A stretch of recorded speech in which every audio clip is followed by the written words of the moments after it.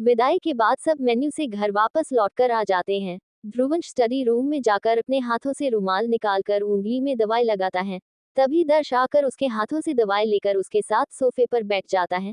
ध्रुवंश दर्श को देखते हुए कहता है, अंकल, ये क्या कर दिया है आपने? उंगली सीधी ही नहीं हो रही। दर्श मुस्कुराते हुए उसके हाथ को पकड़कर कहता है, तुम्हें चैंप बुलाता हूँ इसका मतलब ये नहीं कि तुम मुझसे जीत जाओगे। हमेशा ये बात याद रखना कि मैं तुमसे बड़ा हूँ।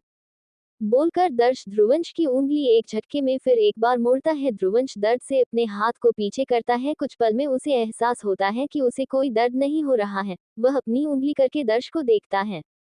दर्श ध्रुवंश को देखता पाकर कहता है, अगर मैं दर्द दे सकता हूँ तो उस दर्द का इलाज भी मैं ही कर सकता हूँ। बोलते ही दर्श उठकर चला जाता है। ध्रुवंश उसे बस देखता रह जाता है।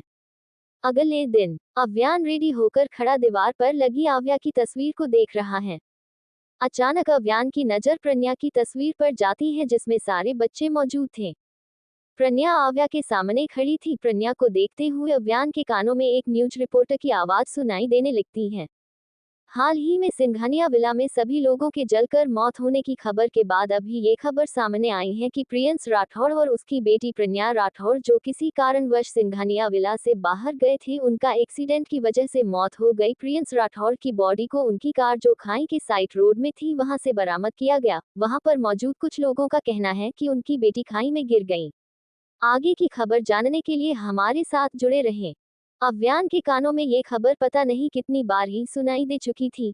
प्रज्ञा के न होने की खबर सुनकर अव्यान ने कभी कुछ रिएक्ट नहीं किया, बल्कि उसका चेहरा हमेशा से शांत रहा। उसके चेहरे को देखकर बिल्कुल समझ नहीं आता कि अव्यान प्रज्ञा के न होने की खबर से डिस्टर्ब है, दुख है या फिर तकलीफ में है। इन सब चीजें अगर भी वह फील करता तो उसमें इमोशंस छिपाने की इतना ज्यादा टैलेंट था कि वह कभी किसी को पता लगने नहीं देता। कुछ वक्त तो अव्यान प्रज्ञा के साथ सभी की तस्वीर को देखता रहता है। तभी श्रेष्ठा अंदर आकर अव्यान के सामने खड़ी होकर कहती है, मिल्कशेक। अव्यान श्रेष्ठा की ओर मुड़कर मिल्कशेक की बोतल लेता है और बेड पर बैठकर पीने लगता है। श्रेष्ठा अव्यान को देखकर कहती है, अयान, ब्रेकफास्ट रेडी है, नीचे जल्दी आ जाना। अव्यान बस हाँ में सर हिला देता है। कुछ देर में सभी डाइनिंग टेबल पर बैठे थे। नाश्ते को देखकर ध्रुवंश मुंह बनाकर कहता है, यार मॉम, ये आप हमें क्या पत्ते खिला रही हैं? हम गाय थोड़ी ही हैं। श्रेष्ठा सबको नाश्ता सर्व करते हुए कहती है, कोई नौटंकी नहीं अंश, वैसे भी तुम्हें पता है ना, डॉक्टर ने तुम्हें हरी सब्जियां खाने को बोला है 1 साल पहले जो तुम्हारे साथ। इतना बोलते ही श्रेष्ठा के हाथ और मुंह एकाएक रुक जाते हैं। वह सर उठाकर ध्रुवंश को देखती है जिसकी गुस्से से नसें उभरने लगी थी। सबकी नजर ध्रुवंश पर चली जाती है, सिवाय अव्यान के। वह चुपचाप बैठा नाश्ता कर रहा था। श्रेष्ठा कुछ बोलती तभी ध्रुवंश झट से अपनी जगह से उठकर तेज कदमों से जाने लगता है। श्रेष्ठा पीछे से बुलाती रहती है, अंश नाश्ता तो कर लो, पर कहाँ ध्रुवंश रुकने वाला था, वह बहुत तेज कदमों से बाहर चला जाता है। श्रेष्ठा लाचारी से दरवाजे की ओर देखती रहती है। कुछ वक्त तक जब श्रेष्ठा दरवाजे को देखती रहती है तो दर्श श्रेष्ठा को देखकर कहता है, गुस्सा शांत हो जाएगा तो वह खुद कुछ खा लेगा, उसे भी तो तुम्हारी तरह भूख बर्दाश्त नहीं होती। फिलहाल तुम बैठो। श्रेष्ठा दरवाजे की ओर से नजरें हटाए चेयर पर बैठकर कहती है, जब भी उस साल की बात करती हूँ तो अंश को गुस्सा आ जाता है। आखिर अंश के साथ ऐसा क्या हुआ था जिसकी वह बात तक नहीं करना चाहता? तुम सब मुझसे क्या छिपा रहे हो? बोलते ही श्रेष्ठा सबको देखने लगती है। विक्रम जल्दी से कहता है, मैं तो यहाँ था ही नहीं। उसका जवाब सुनकर श्रेष्ठा दर्श को देखती है। दर्श श्रेष्ठा को देखकर नामे सर हिलाते हुए कहता है, मुझे भी नहीं पता, मुझे तो अव्यान ने कॉल करके हॉस्पिटल बुलाया था। अब श्रेष्ठा की नजर सीधे अव्यान पर चली जाती है। अव्यान बिना किसी की तरफ देखे चुपचाप नाश्ता करने लगता है। श्रेष्ठा थोड़ा सख्ती से कहती है, अब तुम बताओगे? अव्यान बिना किसी भाव के बोलता है, गड़े मुर्दे उखाड़ना मेरी आदत नहीं है। बोलते ही अव्यान जूस पीता है और अपना फोन उठाकर बाहर चला जाता है। श्रेष्ठा सर हिलाते हुए कहती है, अपने बाप से भी बड़ा बाप है, इससे बात करना मतलब पत्थर पर अपना सिर फोड़ना। गोवा। इस वक्त आव्या हॉस्पिटल में मौजूद थी। उसके सामने एक बच्ची बेड पर बैठी रो रही है। वह बच्ची रोते हुए बोलती है, डॉक्टर आंटी मुझे इंजेक्शन नहीं लगाना, मुझे इंजेक्शन से बहुत ज्यादा डर लगता है, बहुत दर्द होता है। आव्या इंजेक्शन को तैयार करते हुए कहती है, अच्छा ऐसा है क्या, बहुत दर्द होता है? वह बच्ची इंजेक्शन को देखकर फिर एक बार रोने लगती है। आव्या एक नर्स को इंजेक्शन पकड़ाकर उस बच्ची के साथ बेड पर बैठकर कहती है, अच्छा ठीक है, नहीं लगाएंगे इंजेक्शन। आव्या की बात खत्म होते ही वह बच्ची शांत हो जाती है। आव्या उसके सिर को सहलाते हुए पूछती है, आपका नाम क्या है? वह बच्ची आव्या को देखते हुए जवाब देती है, कोमल। आव्या कोमल से फिर एक बार सवाल करती है, आप स्कूल जाती हैं? कोमल जल्दी से हाँ में सर हिलाती है। आव्या अपने सवाल को आगे बढ़ाते हुए कहती है, तो स्कूल में आपको पढ़ना पसंद है या खेलना? कोमल मासूमियत से कहती है, मुझे दोनों पसंद है, लेकिन मुझे सबसे ज्यादा पढ़ना पसंद है। आव्या मुस्कुराते हुए उसके गाल पर हाथ रखे कहती है, अच्छा तो कोमल को पढ़ना पसंद है। फिर एकदम से मुंह बनाकर कहती है, लेकिन अब तो बुखार की वजह से आप स्कूल नहीं जा पाएंगी। स्कूल नहीं जाएंगी तो कैसे पढ़ेंगी, और इंजेक्शन नहीं लेगी तो कैसे बुखार ठीक होगा? कोमल मासूमियत से पलकें झपकाते हुए आव्या को देखती है। आव्या उससे कहती है, आप अपनी आंखों को हाथ से बंद कीजिए, मैं तुरंत आपको इंजेक्शन लगाऊंगी, फिर आप जल्दी से ठीक होकर स्कूल जा सकती हैं। कोमल काफी देर सोचने के बाद अपने हाथों से आंखों को ढक लेती है। आव्या इशारे से नस को इंजेक्शन मांगती है। आव्या कोमल से बात करते हुए ही इंजेक्शन लगा देती है। कोमल दर्द के एहसास से फिर एक बार रोने लगती है। आव्या उसे गोद में उठाकर अपने बैंक से एक चॉकलेट निकालकर उसे देती है, फिर उसकी मां के गोद में कोमल को रख देती है। कोमल एक नजर अपने हाथ को देखती है, फिर आव्या को देखकर रोदू आवाज में कहती है, अब मैं ठीक हो जाऊंगी डॉक्टर आंटी। आव्या मुस्कुराते हुए हाँ में जवाब देती है। कोमल और उसकी मां अब केबिन से निकल जाते हैं। आव्या के आज ज्यादा पेशेंट थे, इस वजह से पेशेंट को चैन करते करते रात हो जाती है। आव्या अपने बैग लेकर केबिन से बाहर निकलती है। बाहर जाते ही वह सीधे अपने कार की ओर बढ़ जाती है, तभी अचानक विवान सामने आकर बोलता है, हाय आव्या। आव्या विवान को घूरते हुए कहती है, भूत बनने की डिग्री ले रहे हो क्या? विवान के चेहरे पर जो रौनक थी वह एक झटके में खत्म हो गई। विवान मुंह बनाते हुए कहता है, यार आव्या, एक बार थोड़ा ढंग से बात कर लो, मेरी भी इज्जत है।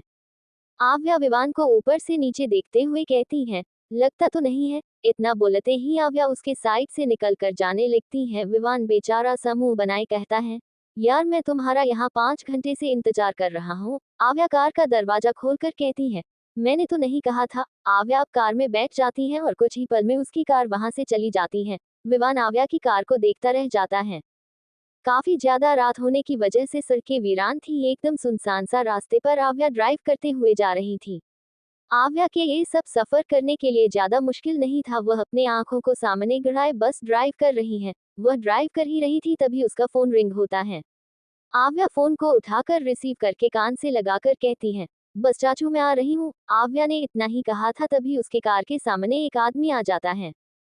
आव्या तेज ब्रेक के साथ कार रोकती है, उसी के साथ गन चलाने की आवाज आती है। उधर से सौरभ घबराते हुए पूछता है, आव्या ये आवाज कैसी थी, कहाँ हो तुम? आव्या सामने देखते हुए धीरे से कहती है, मैं आ रही हूँ चाचू। इतना बोलते ही आव्या कॉल कट करती है। आव्या सामने देखती है, एक आदमी आव्या के कार के बोनट से लगा हुआ था। उसकी नजर आव्या पर थी, शायद वह आव्या को मदद के लिए पुकार रहा हो। आव्या को उसकी थोड़ी दूर पर एक इंसान खड़ा दिखता है। आव्या के कार के फ्रंट लाइट से बस उसके गर्दन तक ही दिख रहा था। उसका चेहरा अंधेरों में डूबा हुआ था। आव्या उसे देखने की कोशिश करती है पर नाकामयाब रहती है। वह इंसान अपनी गन निकालकर उस आदमी पर गोली चलाता है। वह तब तक गन चलाता है जब तक उसकी गन की सारी गोली खत्म न हो गई हो। आव्या आवाज की वजह से अपने कान में हाथ रखे थोड़ा झुककर कसकर आंखें बंद कर लेती है। कुछ वक्त जब उसे कोई आवाज नहीं आती, तो वह सर उठाकर सामने देखती है। सामने वहां कोई इंसान नहीं था और आव्या के बोनट से सटा आदमी मर चुका था।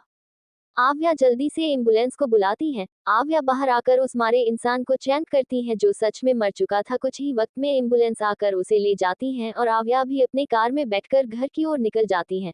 आव्या के दिमाग में अब बस वही सीन चल रहा था। वही सौरभ का कॉल बार बार आ रहा था। सौरभ इधर घर में परेशान होकर आव्या को कॉल पर कॉल किए जा रहा था। वही इधर से उधर घूमकर दरवाजे की ओर देखते हुए कहता है, कहाँ चली गई ये लड़की, मेरा फोन क्यों रिसीव नहीं कर रही? उसके इतना बोलते ही दरवाजा खुलता है और आव्या अंदर आती है। आव्या कहीं गुम सी दरवाजे को बंद करती है और आगे बढ़ने लगती है। आव्या को देखते ही सौरभ जल्दी से उसकी ओर बढ़ता है और परेशान भरे शब्द में पूछता है, इतनी देर कैसे हो गई? वो आवाज क्या थी? तुम ठीक तो हो ना आव्या? आव्या जो अब तक अपने ख्यालों में गुम थी, उसका ध्यान सौरभ के सवालों से टूटता है। वह सर उठाकर सौरभ को देखती है।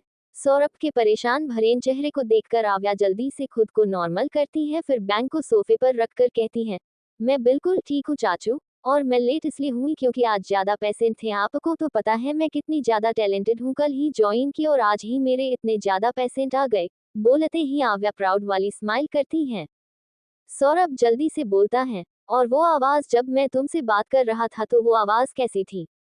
काव्या अनजान बनते हुए कहती है, कौन सी आवाज, मुझे तो कोई सुनाई नहीं दी। सौरभ इससे आगे कुछ पूछता आव्या जल्दी से कहती है, चाचू अब बस भी कीजिए, इतने सवाल तो मम्मा भी नहीं करती थी और वैसे भी मुझे बहुत भूख लगी है, मैं फ्रेश होकर आती हूँ। आव्या बैग उठाकर अब अपने कमरे की ओर चली जाती है। सौरभ आव्या को जाता हुआ देखकर खुद से बोलता है, दर्द परेशानी को बहुत अच्छे से छिपाना आता है तुम्हें, जैसे भाभी किया करती थी। उद्धरण चिन्ह अल्पविराम।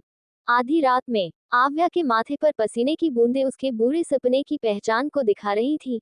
आव्या के सामने इस वक्त एक लड़का खड़ा था जिसका चेहरा बस अंधेरों में डूबा हुआ था। वह वही लड़का था जो आज आव्या ने देखा था।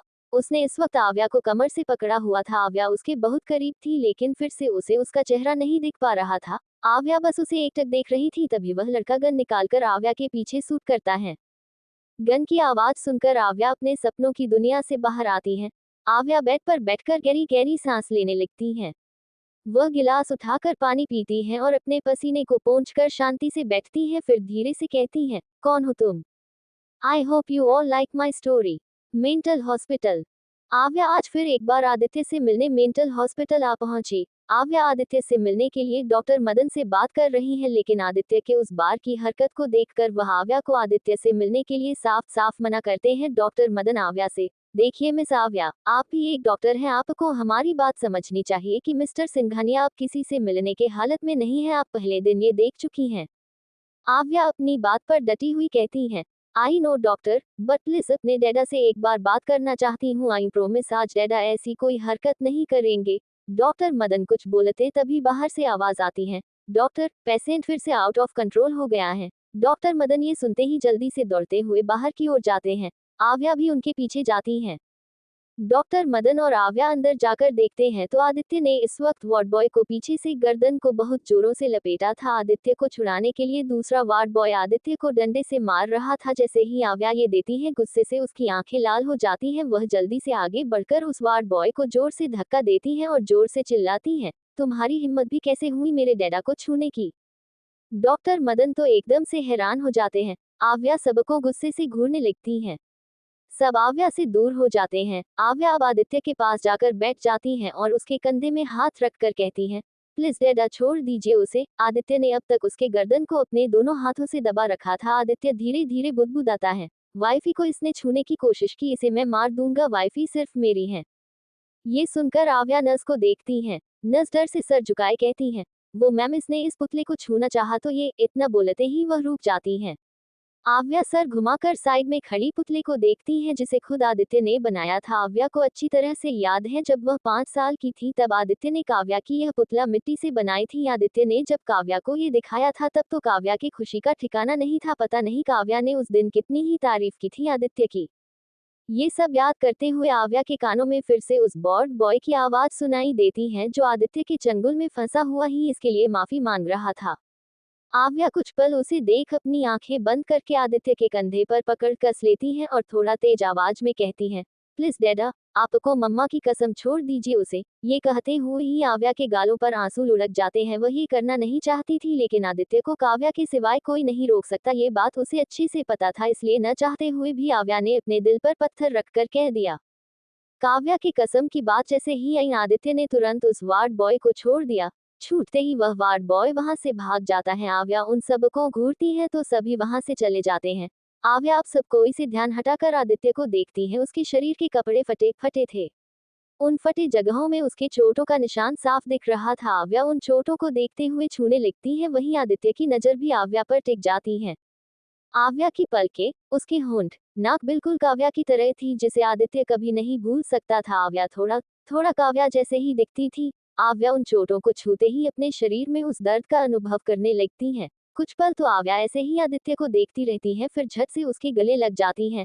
आदित्य आव्या के ये करने पर कोई रिएक्ट नहीं करता। आव्या आदित्य को गले लगाए आंखें बंद कर लेती है। कुछ देर बाद सौरभ और डॉक्टर मदन वहां पर उपस्थित थे। आदित्य चुपचाप सा आव्या के सीने से लगे हुए उसकी उंगलियों को टच कर रहा था या यूं कहे खेल रहा था। वहीं आव्या आदित्य के लंबे बालों पर हाथ फेर रही थी। आव्या आदित्य के चेहरे को देखते हुए कहती है, ये कोई तरीका होता पेशेंट को ट्रीट करने का? कैसी हालत बना दी आप लोगों ने मेरे डैडा की। डॉक्टर मदन शर्मिंदगी से सिर झुकाए बोलता है। आई एम सॉरी, आइंदा से हम आपको शिकायत का कोई मौका नहीं देंगे। आव्या तुरंत जवाब देती हैं, शिकायत का मौका तो तब देंगे जब डैडा यहाँ रहेंगे। अब एक मिनट भी मैं डैडा को यहाँ रहने नहीं दूंगी। चाचू, डैडा को हम अपने साथ लेकर जाएंगे। मैंने भले साइकेट्रिस्ट की डिग्री नहीं ली, पर फिर भी मैं एक डॉक्टर हूँ, यही मेरे लिए बहुत बड़ी बात है और मैं ही अपने डैडा का इलाज करूंगी। बोलते ही आव्या कड़वाहट से डॉक्टर मदन को देखती हैं। सौरभ भी गुस्से से डॉक्टर मदन को देखता है और बाहर चलने के लिए कहता है। सारी फॉर्मेलिटी के बाद सौरभ अंदर आता है और आदित्य के बांधे हुए बेड़ियों को खोलता है। आव्या आदित्य को साथ में लेकर उठती हैं और उसका हाथ पकड़कर बाहर लेकर जाने लगती हैं। सभी की नजर इस वक्त आव्या और आदित्य पर थी। आदित्य का चेहरा तो कोई देख नहीं पा रहा था क्योंकि उसका चेहरा लंबे बालों से ढका हुआ था। कार में आदित्य को बैठाकर आव्या भी बैठ जाती है। आदित्य कार में बैठते ही बेचैनी से इधर उधर देखने लगता है। आदित्य को ऐसा देखकर आव्या उसे फिर एक बार अपने सीने से लगा लेती है। आदित्य अब बिल्कुल शांत हो जाता है। कार अब अपनी मंजिल पर चलने लगती है। पटना एयरपोर्ट पर एक बुजुर्ग आदमी बाहर आता है। उसके साथ बहुत सारे बॉडीगार्ड चल रहे हैं।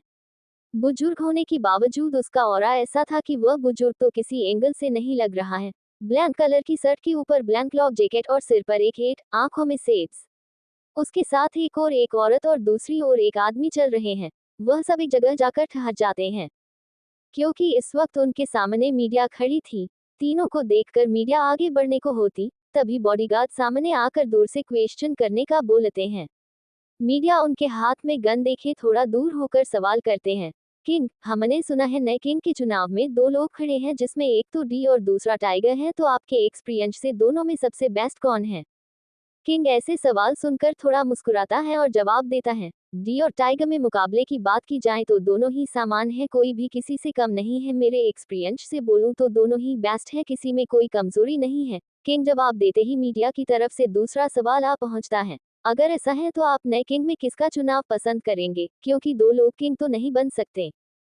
किंग हाँ में सर हिलाकर कहता है, हाँ ये बात तो सही है कि दोनों एक से बढ़कर एक है, पर दोनों में से किसी एक को चुनना है जो नामुमकिन है, इसलिए चुनाव मैं नहीं करूंगा। उनके इतना बोलते ही सारे मीडिया में आपस में बातें होने लगती हैं। तभी किंग बोलता है, नए किंग का चुनाव वो दोनों खुद करेंगे, किसे किंग की जगह पर बैठना है वो दोनों ही तय करेंगे। अब मीडिया में एक सवाल उठने लगता है, कैसे? लेकिन इस सवाल का जवाब देने के लिए किंग रेडी नहीं था। किंग अपने बॉडीगार्ड को इशारा करता है। सारे बॉडीगार्ड आगे आकर मीडिया को वहां से दूर कर देते हैं। कुछ पल में वह जगह एकदम खाली हो जाती है। किंग अपने सामने खड़ी औरत को कहती है, दया, बुलाओ उसे। दया किंग की बात सुनकर तुरंत पीछे मुड़कर बुलाती है, सहस्त्रा। आवाज देने के कुछ देर बाद एक लड़की कार से अपना एक पैर बाहर निकालती है, जिसमें उसने हिल्स पहनी थी।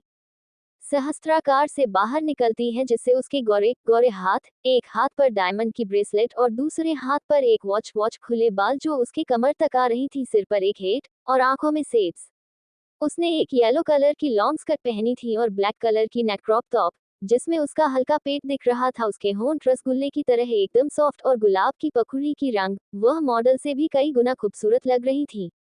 सहस्त्रा जाकर दया के पास खड़ी हो जाती है। किंग उसे देखते हुए कहते हैं, किंग की नातिन हो पर फिर भी तुम्हें मीडिया से दूर रहना है। सहस्त्रा मुस्कुराते हुए कहती हैं, नाना जी आप किंग हैं, मैं नहीं, और वैसे भी इन मीडिया के सवाल सुनने से तो अच्छा है मैं गाना सुन लूं।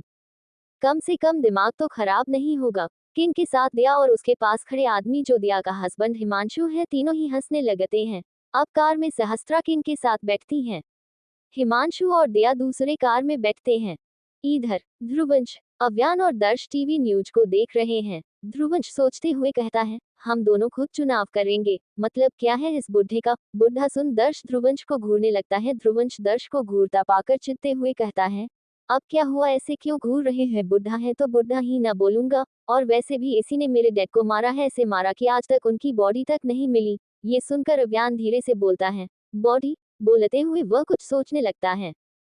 तभी कमरे का दरवाजा खुलता है और एक लड़का अंदर आता है। दर्श और ध्रुवंश एक साथ उस ओर देखते हैं।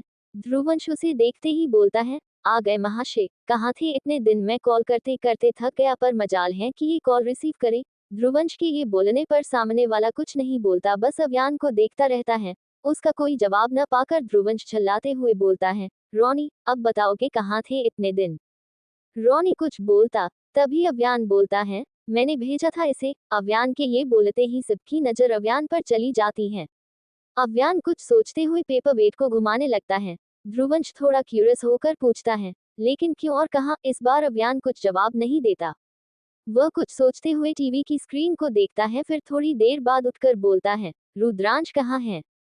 रुद्रांश का नाम सुनकर तीनों एक दूसरे को देखने लगते हैं। इन 18 सालों में रुद्रांश की आज तक कोई खबर सामने नहीं आई थी। वह कहाँ है, क्या कर रहा है? पूरी दुनिया के सामने तो वह मर चुका है, उसने अब तक अपने जिंदा होने की खबर नहीं दी थी, लेकिन अब तो उसका नामो निशान ही गायब हो चुका था। अव्यान ने क्या किसी ने आज तक ये सवाल नहीं उठाया था, लेकिन आज अव्यान ने अचानक ये सवाल उठाया जिससे सभी हैरान थे। ध्रुवंश टीवी की स्क्रीन को देखते हुए बोलता है, मुझे तो लगा था वो कमीना किंग के साथ होगा, और जब नए किंग का चुनाव होगा तब अपने बेटे को जगह देने के लिए कुछ भी करेगा। अगर वह किंग के साथ नहीं है तो इसका मतलब कहीं कोने में छुपकर कुछ प्लानिंग कर रहा होगा या फिर इस दुनिया से टपक गया होगा। ध्रुवंश की बात सुनकर रोनी भी सहमति जताते हुए कहता है, हाँ, हो सकता है कि वह मर गया होगा। अव्यान दोनों की बात सुनता है और बिना कुछ बोले कुछ सोचते हुए बाहर निकल जाता है। ध्रुवंश अव्यान को जाते हुए देखता है, फिर उससे नजरें हटाकर दर्श को देखते हुए कहता है, अंकल आपको क्या लगता है? दर्श भी कुछ सोचते हुए कहता है, डेथ हो भी सकता है और नहीं भी, पर मेरे हिसाब से वह नहीं मरा होगा, क्योंकि उस बार भी वह छुपकर वार कर रहा था। इंसान गायब था पर उसने ध्रुव को कई बार मारने की कोशिश की, जिसका ध्रुव को पता तक नहीं चला। और एक बात थी, उसकी जिंदगी में एक लड़की थी जिसे पाने के लिए वह पागल हो रहा था। क्या नाम था उसका? सोचते हुए दर्श अपने सिर पर टैप करता है, फिर एकदम झल्लाते हुए कहता है, क्या नाम था यार उसका? दर्श सोचते जा रहा था। इधर ध्रुवंश और रोनी उसके बोलने का वेट कर रहे थे। दर्श हार मानकर आह भरते हुए कहता है, आह, याद ही नहीं आ रहा। पता नहीं क्या नाम था उसका। जो भी था, लेकिन रुद्रांश उसे किसी भी हालत में पाना चाहता था। उसी लड़की से उसका बेटा हुआ और वह फिर एक बार प्रेग्नेंट भी हुई थी, पर रुद्रांश की चंगुल से भागने की कोशिश करते हुए उसने अपने बच्चे को खो दिया था, पर वह रुद्रांश के चंगुल से भाग गई थी। बोलते हुए दर्श रुक जाता है। ध्रुवंश और रोनी बहुत गौर से उसकी बात को सुन रहे थे। I hope you all like my story.